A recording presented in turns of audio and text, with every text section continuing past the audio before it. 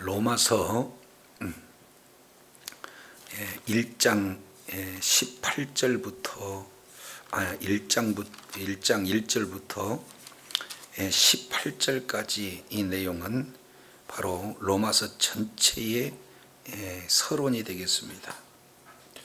17절까지 그리고 18절부터 3장 20절까지 내용은 본론 중에 첫 번째 죄에 대한 내용이고, 그리고 이제 이어서 3장 21절부터 5장 21절까지 이 내용은 의에 대해서, 다른 말로 보면 구원에 대한 내용들이 기록이 되고 있습니다. 그래서 우리는 이방인도 죄인이고 또 유대인도 죄인이고 모두가 다 죄인이다 라는 사실을 3장 20절까지 우리가 살펴봤습니다. 그러면 이제 성경 전체의 바로 구원의 핵심 내용이 사실은 3장 21절부터 31절까지 내용에 이렇게 이루어졌습니다. 결국 율법은 죄를 깨닫게 하는 거고 동시에 그리스도로 인도하는 기능이 있지만 죄를 없이 할 수도 없고, 그죠? 구원할 수도 없어요.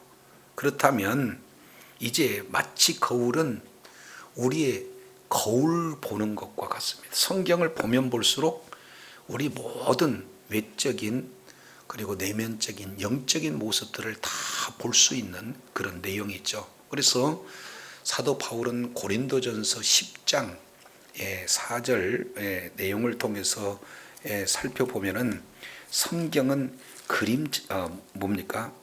10장 6절 내용을 보면은 바로 거울이다 이렇게 표현하고 있어요.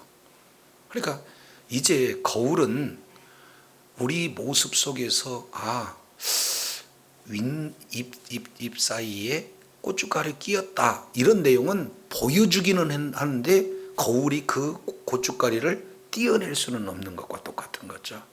그래서 율법의 기능 두 가지, 죄를 이렇게 드러내고 동시에 그 죄인인 사람들은 죄 문제를 해결할 수 있는 예수님을 만나야 된다라는 예수께로 인도하는 두 가지 기능이 있습니다.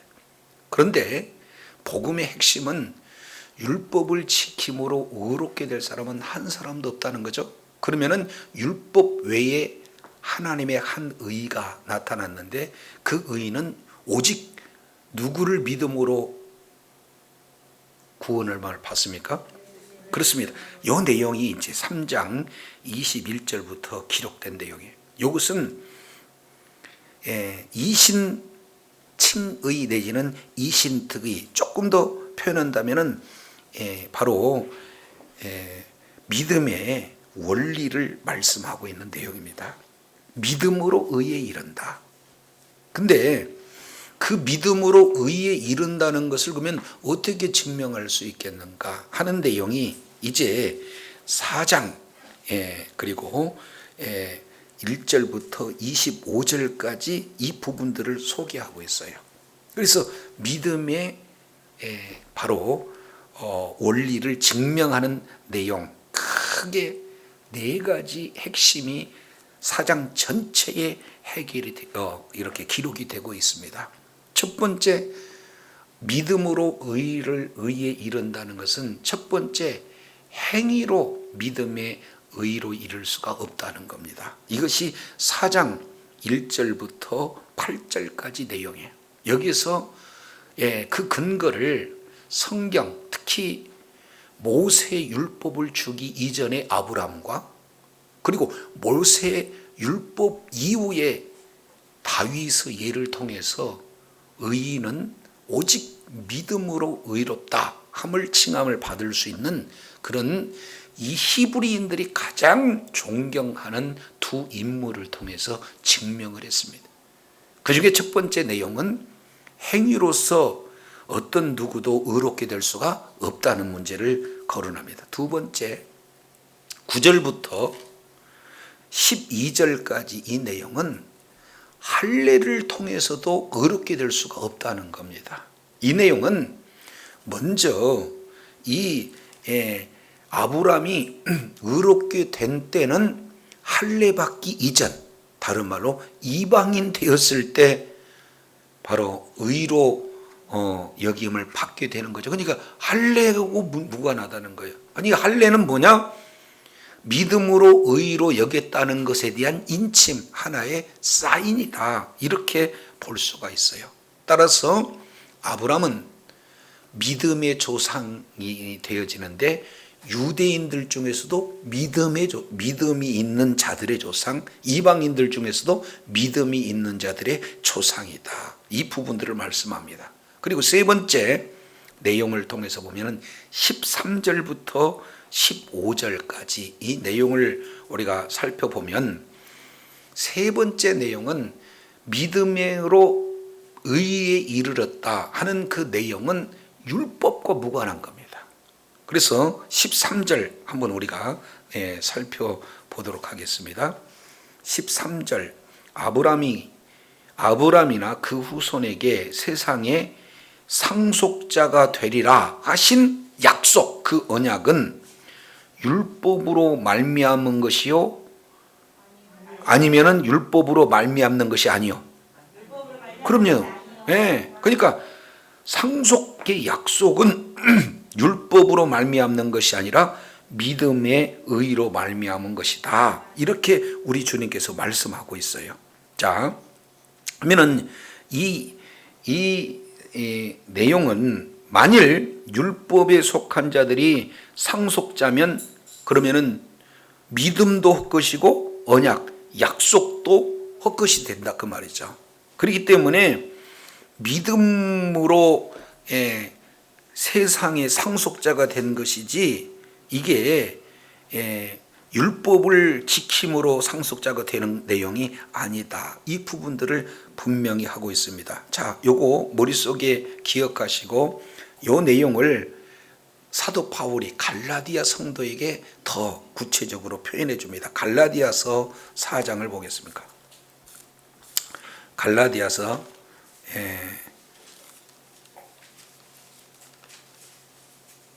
3장이네, 3장. 자, 갈라디아서 3장 14절을 보겠습니다.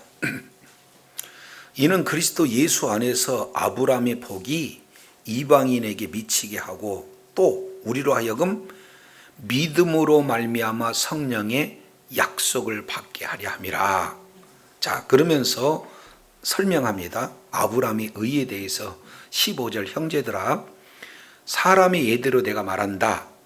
사람의 언약이라도 정한 후에는 아무나 폐하거나 더하나 하지 못한다. 아니, 사람과 사람 약속 중에서 약속을 해놓고 그 약속에다가 조금 더하나 아니면 약속을 뺄 수 있어요, 없어요?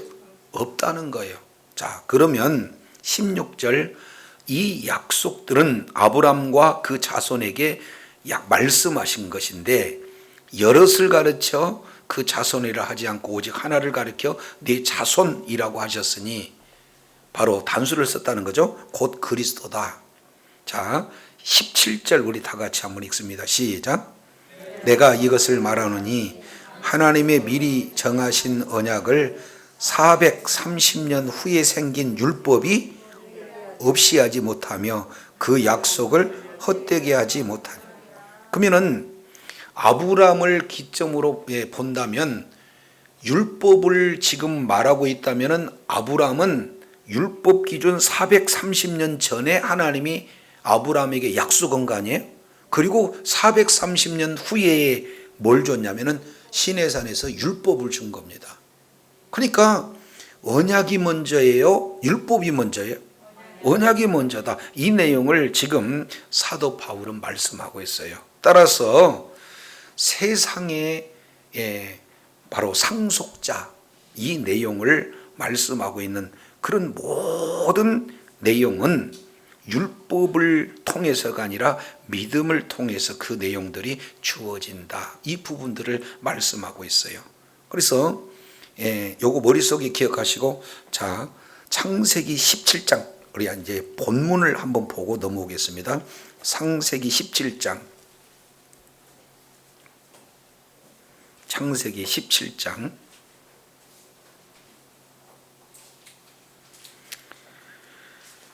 17장 1절 보겠습니다. 아브람이 99세 때에 여호와께서 아브람에게 나타나서, 이게 굉장히 중요한 내용입니다. 아브람에게 몇 세에 나타났습니까? 99세에. 그러면은 이 99세가 왜 중요하냐면 그 앞절 한 절 내용을 보면은 16장 16절에 하갈이 아브람에게 이스마엘을 낳을 때 아브람은 몇 세다? 그럼 86절 6세에 16장 16절과 17장 1절 사이는 몇 년의 기간이 있는 거예요? 13년의 기간이 이렇게 흐르게 된 거예요. 그러니까 이 기간을 무슨 기간이냐면은 침묵의 기간. 계시하지 않았어요. 만나주시지 않았어요. 하나님과 관계가 사실은 끊어진 관계 상태로 놓여져 있는 거죠. 이것은 유기예요. 그냥 아무 말씀하시지 않은 겁니다. 아브람이 어떤 일을 한다 할지라도 이렇게 하나님께서 전혀 언급이 없으세요.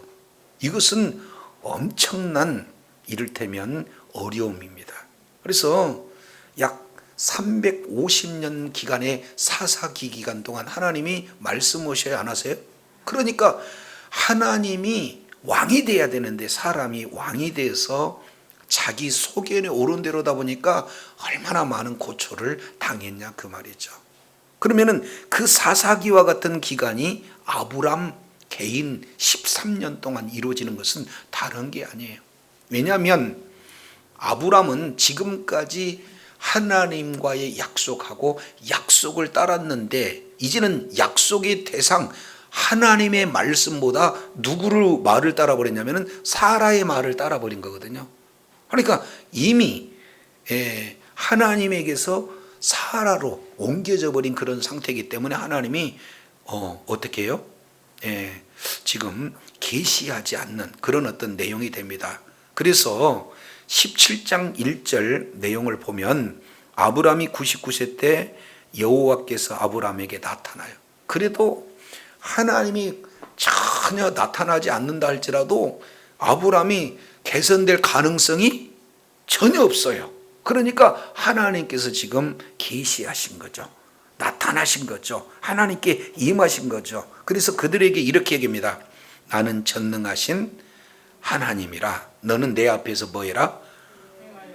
완전해라. 완전하다 그 내용은 온전하다 완전하다 그 얘기는 100% 흠이 없다 그 얘기가 아니라 하나님의 말씀에 절대 순종하는 것을 완전하다 이런 어떤 표현들을 진행하고 있거든요. 그러면서 1차 말씀을 하십니다. 첫 번째, 나는 전능한 하나님이다. 너는 내 앞에서 완전해라. 그리고 두 번째 언약하시는 내용이 어떤 부분이냐면은 내가 내 언약을 너와 너 사이에 세워 너로 뭐 하리라? 그러니까 번성하게 하라. 그러면 여기서 번성이 뭐냐면 하나님의 기업을 누리는 그 결과가 나타나게 되는 거죠. 그래서 아브람이 엎드려서 이렇게 얘기해요. 하나님 앞에 엎드리니까 하나님이 세 번째 말씀하십니다. 4절. 내가 너와 내 뭐예요? 언약을 세우리니 너는 뭐가 되리라? 열국의 뭐다? 이것이 지금 약속의 자녀는 낳았어요, 안 낳았어요? 육적의 자녀 이스마엘은 낳았지만 약속의 자녀는 없는 그 시기에 내가 열국의 아버지가 되겠다. 모든 나라의 아버지가 되겠다 하고 이름을 바꿔버립니다. 어떻게 바꾸냐? 이제 후로부터 네 이름을 뭐라고 하지 않고 아브람이라고 하지 않고 뭐라고요? 아브라함이라고 하라. 여기서 아브라함이라고 하는 것은 그 뒤에 보니까 열국의 아버지 이렇게 표현해요. 높임을 받은 자에서 많은 민족의 뭡니까? 아버지로 우리 주님께서 약속하고 있는 거예요. 자, 그래서 6절, 내가 너로 심히 번성케 하리라. 나라들이 내게로 쫓아 일어나며 열왕들이 내게 쫓아나리라. 17절 다 같이 있습니다. 시작.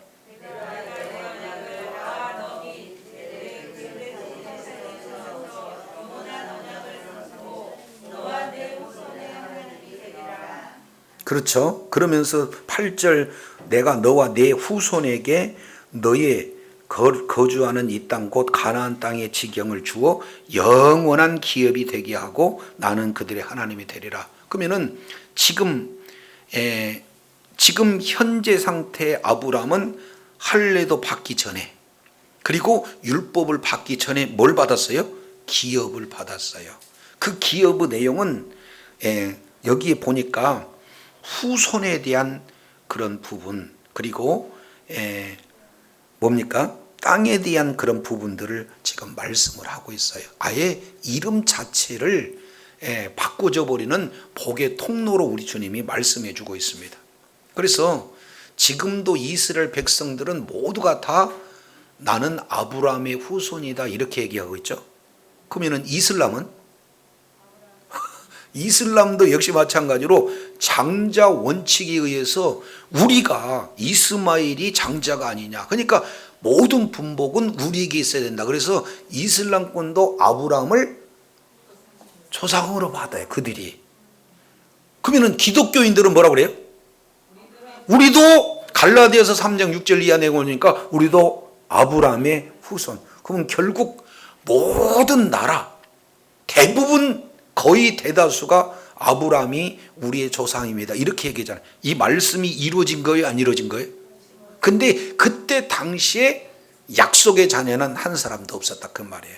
그러니 율법 이전에 430년 이전에 약속을 한 거고 언약을 주신 거고, 그리고 430년 이후에 훗날 모세 율법을 통해서 율법을 준 거예요. 그러니 아브라함이 바로 세상의 기업을 얻은다라고 하는 그 내용은 율법과 전혀 무관한 언약에 의해서 이루어진 거다 이렇게 말씀하고 있어요. 그래서 세 가지 말씀드렸습니다. 첫 번째 내용을 통해서 보니까 행위로서 의롭게 되지 못한다. 그리고 두 번째 할례로서 의롭게 되지 못한다. 그리고 세 번째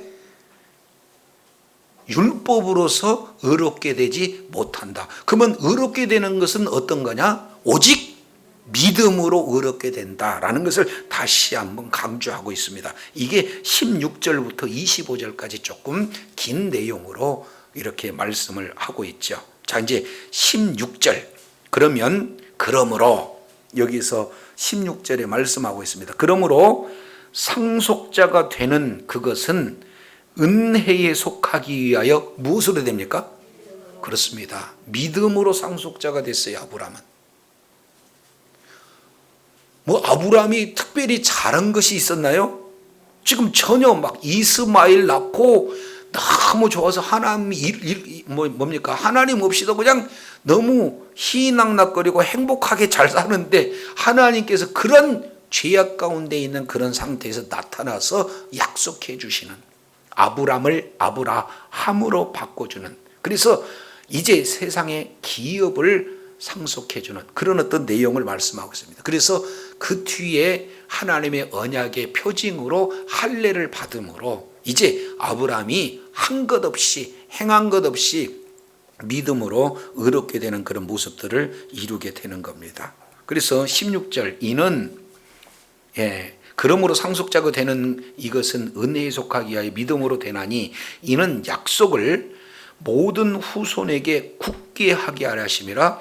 율법에 속한 자뿐만 아니라 아브라함의 믿음에 속한 자에게도 그러하니 아브라함은 우리 모든 뭐의 자손이다? 그렇습니다. 이것은 개인의 노력이 아니에요. 그래서 아브라함은 유대인의 조상도 되고 또 동시에 누구도 돼요? 이방인의 조상도 돼요. 왜 그러냐면 할례 받기 이전에, 그죠? 율법 받기 이전에 아무런 행동 무슨 받을 만한 그런 노력 없이 전적인 하나님의 은혜로 주어진 거고 우리는 그 믿음으로 받게 되어지는 줄로 믿습니다.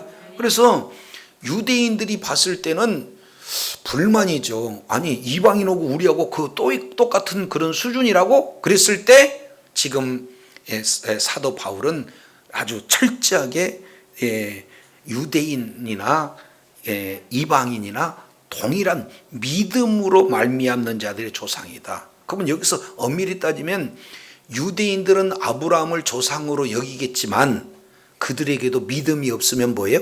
육적 조상은 돼도 영적 조상은 될 수가 없다. 그래서 유대인이든 이방이든 믿는 믿음을 가진 자에게라만 진정한 영적인 조상이 아브라함이 되어진다. 이 부분들을 지금 말씀하고 있어요. 자, 그래서 이것을 그러면은 사도 바울이 근거 없이 진행하느냐? 그렇지 않죠? 자, 17절 보겠습니다. 기록된 바, 근거가 있다는 거죠. 기록된 바, 내가 너를 많은 민족의 조상으로 세웠다. 17장 5절 말씀을 그대로 인용하고 있죠. 그래서 기록된 바 내가 너를 많은 민족의 조상으로 세웠다. 그것과 똑같다. 이렇게 말씀하고 있어요. 그러면서 아브라함의 믿음 4가지 부분을 거론합니다. 그래서 이제 첫 번째 아브라함이 가지고 있는 믿음은 어떤 내용이냐? 자, 보겠습니다. 그의 믿는 바 하나님은 1번 죽은 자를 살리시며, 아브라함은 첫 번째 믿음은 뭐였습니까? 죽은 자를 살리시는 하나님이시다 라고 믿는 믿음을 가진 거예요. 그래서 우리 역시 마찬가지로 이 믿음이 없으면 안 돼요. 그러니까 아브라함의 믿음을 갖지 않으면 우리도 구원이 없어. 그러면 아브라함의 믿음이 무엇인가? 첫 번째, 죽은 자를 살리시는 믿음을 가졌다. 이 내용을 분명히 하고 있습니다. 자, 그러면은 여기서 죽는다는 의미를 우리가 살펴볼 수 있는 내용은 19절 잠깐 보고 오겠습니다. 그가 100세나 되어 자기 몸에 죽은 것과 같음, 그리고 사라의 태가 죽은 것과 같음을 알고도 그랬죠.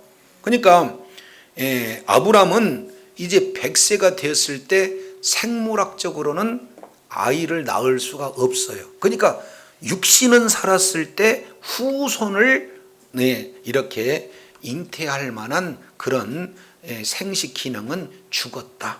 그러면 사라 역시 마찬가지로 뭐예요? 이미 생식 기능이 죽은 겁니다. 그러니까 뻔히 아이를 낳을 수 없다. 이미 기능 자체가 죽었다라는 사실을 알았는데도 불구하고 어떻게 해요? 죽은 자를 살릴 것으로 믿은 거죠. 그것은 하나님의 약속의 말씀이 그대로 이루어진다라는 사실을 믿는 믿음이에요. 저도 여러분도 완전 죽음, 환경 속에서 전혀 소망이 없으나 하나님이 말씀하시면 그대로 이루어진다는 죽은 자를 살리시는 생명의 주가 되시는 주님을 믿는 믿음을 가져야 될 줄로 믿습니다. 그래서 첫 번째는 생명의 주예요. 죽은 자를 살리시는 믿음. 이 내용을 히브리 기자는 훗날에 이렇게 표현합니다. 히브리서 11장 내용을 통해서 보면은 이 부분을 이렇게 표현해요. 11장 11절 보겠습니다. 믿음으로 사라 자신도 나이가 늙어 불임입니다.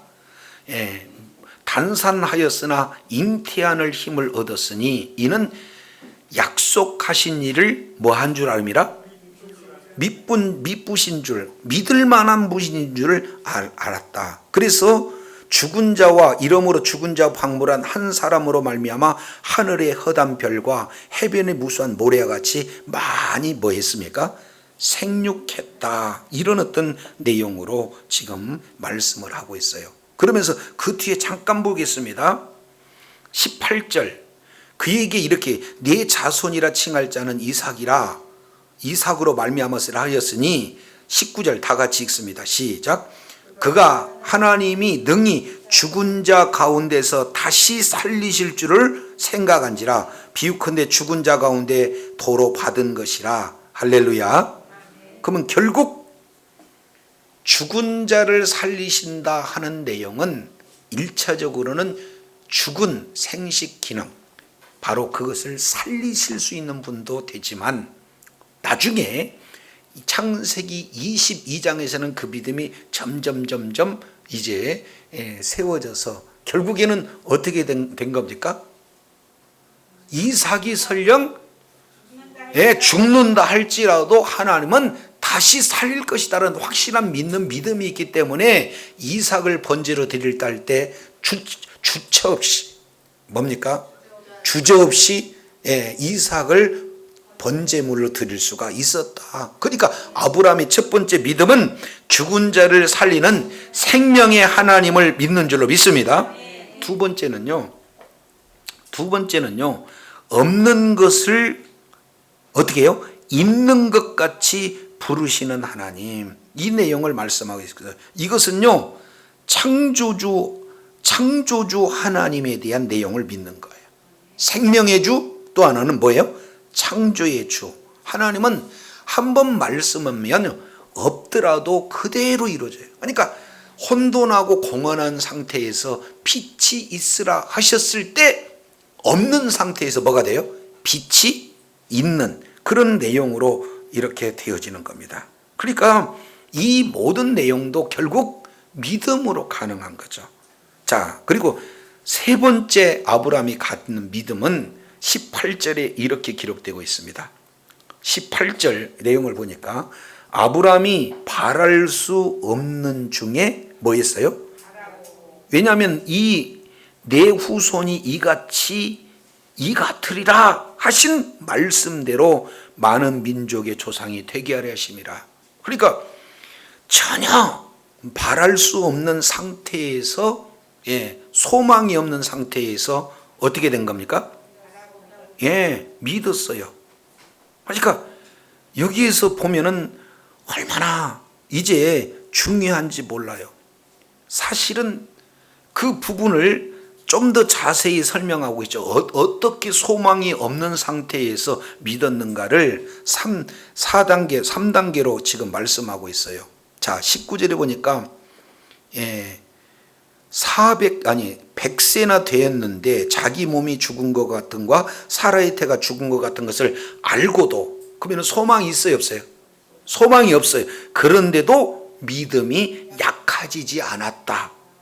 이게 첫 번째, 소망 없는 상태에서도 소망을 갖게 하는 그런 어떤 얼마나 깊은 믿음이었는가를 단적으로 말씀하고 있습니다. 두 번째는요, 자, 100세가 돼서 이미 죽었다는 것을 모르는 게 아니라 알아요. 근데 믿음이 없어지지 않고, 두 번째는 믿음이 없어서 그 약속을 의심하지 않은 믿음이었어요.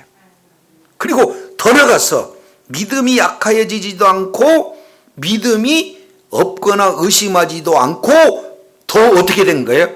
믿음에 견고해졌다. 이것이 소망이 없는 중에 소망을 갖는 그런 놀라운 아브라함의 세 번째 믿음이다. 그래서 소망의 믿음. 자, 소망의 주. 첫 번째, 생명의 주. 두 번째, 창조의 주. 세 번째, 소망의 주. 요 내용을 말씀하고 있어요. 자, 그리고 21절 우리 다 같이 한번 읽습니다. 시작. 약속하신 그것을 또한 능히 이루실 줄을. 능력의 주. 하나님의 약속을 반드시 이루시는 신실하신 주님을 뭐 하셨어요? 확신했어요. 믿었다 그 말이죠. 그래서 아브라함의 믿음, 이 세 가지, 생명의 주, 창조의 주, 소망의 주, 그리고 능력의 주, 이 하나님을 확실히 믿는 믿음이 약해지지도 않고 의심하지도 않고 오히려 견고한 그 믿음 때문에 어떻게 됐느냐? 그러므로 결론 짓습니다. 이것을 그에게 뭘로 여겼다? 의로 여긴. 그러니까 아브라함이 믿음으로 말미암아 의롭게 여기시는 그런 내용을 확 핵심적으로 말씀을 하고 있습니다. 자, 근데 이것은 아브라함의 믿음이잖아요. 그러면 아브라함하고 우리하고 무슨 관계가 있느냐? 지금 저 여러분 아브라함 만났어요? 그분하고 대화했습니까? 아니잖아요. 성경 속에서 아브라함의 믿음을 네 가지로 압축 요약해서 볼 뿐이에요. 근데 그 내용이 그러면 우리하고 무슨 관계가 있는가? 23절이 중요해요. 그래서 23절 내용을 보니까 그에게 의로 여기셨다 기록된 것은 아브라함에게만 위한 것이 아니다 그 말이에요. 그러면 누구예요? 의로 여기심을 받은 우리에게도 위함이니 곧 예수 우리 주를 죽은 자 가운데서 살리신 이를 믿는 자니라. 그러면 우리가 하나님을 믿는 믿음을 가진 자들을 어떻게 해요? 믿음으로, 아브라함의 믿음과 동일하게 우리도 믿는 믿음으로 의로 여김을 받은 줄로 믿습니다. 그러니까 얼마나 중요한지 몰라요. 그러면 우리도 역시 마찬가지로 아브라함이 믿었던 것처럼 죽은 자를 살리는 하나님, 없는 것을 있는 것처럼 하시는 하나님, 바랄 수 없는 소망이 없는 중에서도 바랄 수 있는 그런 믿음. 그래서 결국은 이 세 가지 핵심은 무엇에 적용이 되느냐? 하나님은 말씀하신 것은 반드시 약속을 지키시는 능력의 하나님이다. 신실한 하나님이다. 이런 확실한 믿음을 믿을 때 아브라함이 이 믿음으로 의에 이름 뭡니까? 예, 의에 이른 것처럼 예수님이 십자가에서 죽으셨지만 반드시 다시 살리신 우리 하나님을 믿는 믿음이 저와 여러분에게 의로 여겨진 줄로 믿습니다. 그러니까 아브라함 이야기는 곧 누구 이야기예요? 우리를 위해서 기록된 내용이다 라는 사실을 말씀하고 있습니다. 믿습니까? 예, 믿음으로 저와 여러분은 의에 이른 줄로 믿습니다. 그러니까 모든 이 세상의 모든 종교는 모두 다 행함이 있어요. 뭔가 뭘 수고를 해야 구원을 얻는 쪽으로 진행하고, 특히 이단들이 교묘하게 이 논리를 펴요. 그래서 우리 단체에 들어와야 뭔가 좀 교회에서 뭔가 역할을 해야, 무슨 그들만이 가지고 있는 신학교를 졸업해야 14만 4천 안에 들어오고 천년왕국을 누린 이런 아주 잘못된 교리를 하는데 말씀의 근거가 없으니까 다 웬만한 사람들이 속는다 그 말이에요. 가가지고 세상 사람들도 가가지고 어떻게 해요?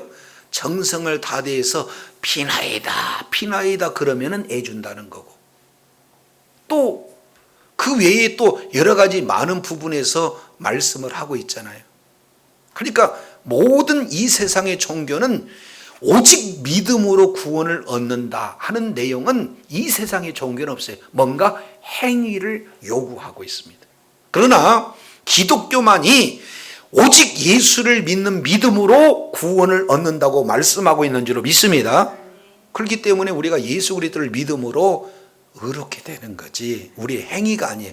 그 다음에 의로운 자가 계속해서 이제 예수님을 닮아가기 위해서, 그리고 성장하기 위해서 믿는 믿음을 가진다는 것은 곧 행위가 따른 거예요.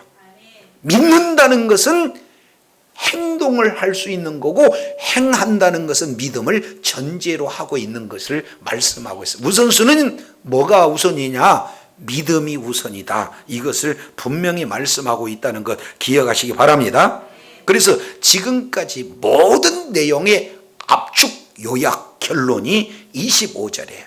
그래서 오늘 25절 읽고 마치겠습니다. 자, 25절 다 같이 읽겠습니다. 시작. 내어줌이 되고 또한 우리를 의롭다 하시기 위해 두 글자, 하나는 죄, 또 하나는 의. 이 두 내용이 십자가와 부활 속에 담겨져 있습니다. 우리가 죄를 지었기 때문에 예수님은 우리의 범죄를 통하여서 내어줬다. 그 얘기는 십자가에서 죽으셨다는 거예요. 예수님이 왜 십자가에 죽으셨느냐? 우리를 위해서 십자가에서 죽으셨다. 그래서 예수님이 죽으실 때 우리는 예수님과 함께 십자가에서 죽은 줄로 믿습니다. 동시에 예수님이 살아나시는 것은 왜 살아나셨느냐? 우리를 의롭다 하시기 위해서 살아나신 거예요. 그래서 예수님에게 있던 의가 우리로 임파테이션, 전가가 되고, 그리고 우리의 뭡니까? 죄는 예수님에게로 전가가 되어지는. 그래서 예수님의 십자가에서 죽으심은 우리 죄에 대해서는 죽고 의에 대해서는 우리가 살기 때문에, 우리가 잘해서가 아니라 예수 그리스도를 믿는 믿음으로 죄 문제는 해결받고 예수님의 의가 우리에게 왔기 때문에 의롭다고 칭함받는 줄로 믿습니다. 그래서 저와 여러분이 이제는 죄인에서 하나님의 자녀로 자리를 옮길 수 있고, 어둠에서 빛 가운데로 자리를 옮길 수 있고, 세상에서 하나님의 나라로 자리가 옮겨진 존재인 줄로 믿습니다. 그것은 우리의 공로도 아니고 율법도 아니고 할례도 아니고 오직 예수 그리스도를 믿는 믿음으로만 죄가 용서되고 의가 저와 여러분에게 이루어진다는 사실을 주님 오시는 그날 때까지 확실히 소유하시기 바랍니다. 그래서 나의 죄는 예수님이 용서해 주셨다. 그리고 나 같은 죄인임에도 불구하고 우리 하나님께서 의롭다고 법적으로 선언해 주셨다. 그래서 두 가지 내용이야. 확실히 죄 문제는 해결받는 거고, 두 번째, 어떻게든지 우리는 주님의 의 가운데 머물러 있도록 우리가 계속해서 약속의 말씀을 붙들고 성령의 인도함을 받는 그런 어떤 상태에 있을 때 점점 우리가 예수님을 닮아가게 되는 줄로 믿습니다. 주님 오시는 그날까지 죄인된 우리를 율법을 통해서 죄가 뭔지 깨닫게 하시고, 그리고 죄 문제를 해결하실 분이 오직 한 분 예수 그리스도라는 사실을 우리 주님께서 말씀을 통해서 일깨워 주시고 인도해 주심으로 말미암아 저와 여러분이 이제 주님이 베풀어 주신 십자가의 그 은혜를 우리가 믿음으로 구원을 받아 죄 문제를 모든 것을 다 용서함 받고 이제 의롭다고 칭함 받아서 이 땅 모든 삶 가운데 이제 아브라함에게 믿음으로 의로 이긴 그 자에게 세상의 모든 기업들을 다 상속받는 존재로 아브라함이 누렸던 것처럼 저와 여러분이 이제 아브라함의 믿음을 내어둠으로 말미암아 아브라함과 함께 복을 받는 상속의 놀라운 하나님 나라의 기업을 이 땅에 누리는 지혜자요 축복자가 되어야 될 줄로 믿습니다. 하나님 나라의 기쁨을 누려야 됩니다. 하나님 나라의 건강을 기업으로 누려야 됩니다. 하나님의 나라의 풍요를 오늘도 있는 그 장소에서 누려야 될 줄로 믿습니다. 학생은 학생대로 누리고, 기업은 기업인대로 누리고, 직장인은 직장인대로 누리고, 사역자는 사역자대로 믿는 믿음을 가지고 그 현장에서 하나님의 놀라운 분복을 다 받아 누리는 하나님의 상속자요 아브라함과 함께 복을 받는 축복의 자녀들이 다 되시기를 예수 이름으로 축원합니다. 기도하겠습니다. 걸어가시고 신실하신 아버지 하나님 감사합니다. 오늘도 우리 하나님께서 지극히 사랑하여 주셔서 이제 복음의 이제 원리와 그리고 그 원리에 따른 예증, 이제 증명하는 네 가지의 핵심 내용 중에 믿음으로 의롭게 되어졌다 하는 내용은 행위도 아니요, 할례도 아니요, 율법도 아니요, 오직 믿음으로 의롭게 여겨졌다는 것인데, 이러한 믿음의 가장 모델 본보기가 바로 아브라함이 믿음으로 의에 여겨진 그 아브라함의 믿음은 죽은 자를 살리고 없는 것을 있게 하고 바랄 수 없는 중에 바라며, 그리고 약속의 말씀은 반드시 이루실 능력 있는 신실한 하나님을 믿음으로 말미암아 의롭다고 칭함받는 그 내용 속에서 이것은 아브라함에게만 위한 것이 아니라 오늘 로마서를 읽고 있는 모든 자에게 그대로 이루어진다는 사실을 일깨워 주시니 감사합니다. 이제 예수님이 십자가에서 죽으신 것은 우리의 죄 때문이요, 예수님이 죽으셨지만 다시 살아나신 부활의 역사는 우리의 의 때문이라고 말씀하고 있자오니, 이제는 예수 그리스도를 통해서 죄의 문제를 영원토록 속량하시고, 이제 날마다 하나님이 이제 의롭다고 칭하시는 그 의를 가지고 우리가 삶의 현장 속에서 이제는 죄의 종이 아닌 의의 종으로서 어떻게 하든지 의를 이루며 의에 합당한 결실을 맺으며 의를 통해 주님 앞에 영광 돌리는 복된 자리에 있게 하여 주시옵소서.